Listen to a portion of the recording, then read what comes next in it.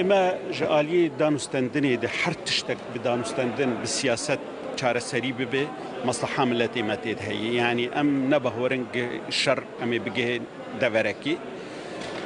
او رکفتنی قدناف قصدي و حكومتانو يا سوريا تشيدبن بيغمان باش يعني هناك وما ترسيا شر كيم دكي جاليه دي يعني مساله كردي ام بهيفين في جارب سركوج بر جارين بري يعني 2013 و 14 و 12 جي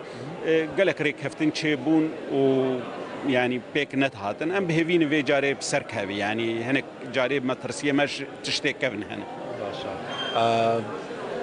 لاقامیش تا بریاره کوبونو یک برای آبچه گفتگوی آن کردی دو کاربند یک برای آبچه دوباره با امیدتان چه مامستا؟ والله من أنا نظام يعني شكو أم نقل كي أقدارنجي يعني إما وك أنا كسي يعني سروكاتي أنا كسي بينش كسن حتى نظام كنجي تشيد بتشاواد بقلك أجاهي جالي ما بخوتنا ليه أم بهيفيني يعني أو رنجي ولو برفره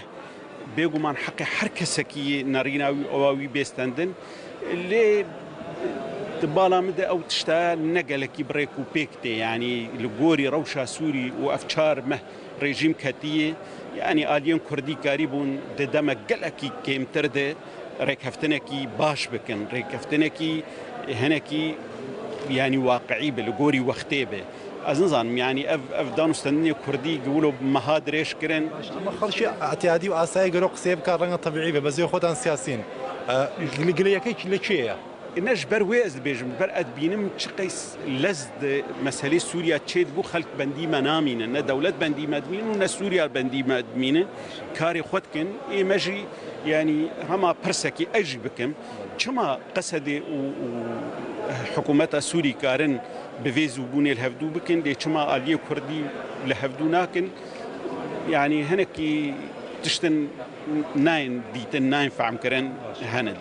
بسر أمريكا دون بيري رايغان كاعتراف بام حكومتي أسي سوريا ناكا جاري تشاوري هالوستغاني ده هاتو دكا أما ما ترسيه بو سوريا ما مصا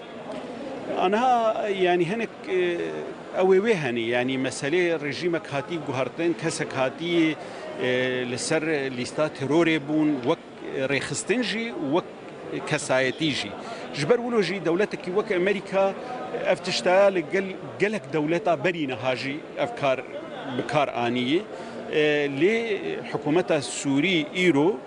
د أزمونة كيداية دفي كارب خوا جوي تشتي بري خلاص كي وكارب بمجيكي نو كارب دولتك مدني آبا بك براستي حطانها قلق قاوي قاويتنا يعني نايوي واتي كارب بفيرنجي دولتك مدني آبا بك زور سپاس مامۆستا گەلێک سپاس زۆر سپاس ئومێدی مامۆستا و کوردانی و ڕۆژا و هەموو سووریەکانیش لە تەواوی سووریا ئەوەیە کە حکوومەتی نوێ و ئیدارەی خۆسەریش بتوان بکەونە ڕێکوتنێک هەم بۆ پاراستنی کورد و قەواری کورد و کیانی کورد و هەم بۆ دوورخستنەوەی شەڕ لە سووریا. نوچەیەکە لەزگین سەر ئەکرانên ڕووداوێ دەچە سەرۆکی هەرێما کوردستانی نێچیروان بەرزانی گەیشتە پاریسێ لەسەر بەخواندنا سەرۆکۆمارێ فرانسا ماکرۆن چوو پاریسێ ئەوێ لە کۆشکە شانزەلیزێ یانژی لە کۆشکە ئەلیزێ لەگەل سەرۆکێ فرانسا هەفدیتنەکە فەرمی پێک بینە. بەردەوام دکم ئیرۆ لە باژارێ حەلەبێ لە هەردوو تاخên کوردنشین ئەشرەفیە و شێخ مەقسوود گاوێن دن ên پێک ئانîna li hevkirina navbera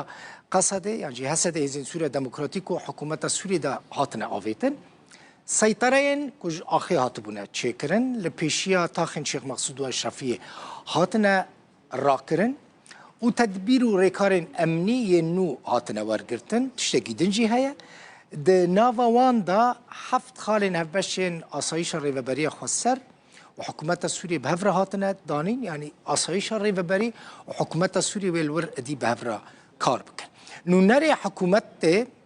di lehevkirina her du aliyan da Suraqa Umarî ragihand ku ew niha mijûlî valakirina zindanan in dibêje azadkirina girtiyên her du aliyan berdewam dikin û di demeke nêzik de idî wê girtî li her du aliyan nemînin.